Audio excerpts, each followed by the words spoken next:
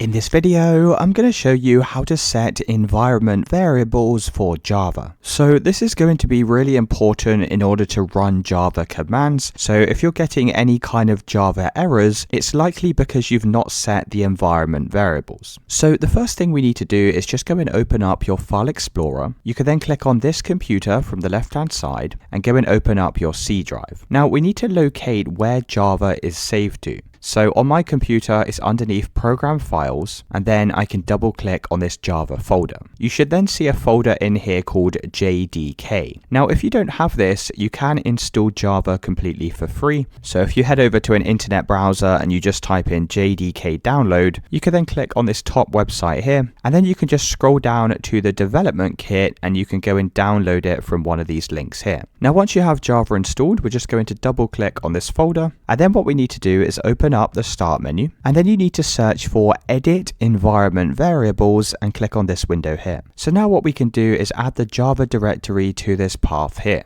So underneath user variables, go and click on path and then click on edit. You can then come back over to your file directory and we need to double click on this folder called bin. Now once you're inside of the bin folder, click on the address bar at the top and you need to go and copy all of the address like this. Once it's been copied, you can head back over to your system variables. You can then click on new. You then need to go and paste in that directory that we just copied. You can see I've actually already got mine added here. And then you could go and press OK. Now there's one more thing we need to do here as well. So go and click on new at the bottom. For the variable name, go and type in Java in capitals _ and then home. Now for the variable value, let's come back over to our file directory. You can then come back over to the previous window. And once you're in the JDK folder, like you see here, come up to the address bar. So we're no longer inside of the bin folder. This is the JDK folder, and just go and copy all of this address. You can then come back up to the environment variables and go and paste in the value like so. You can then press OK.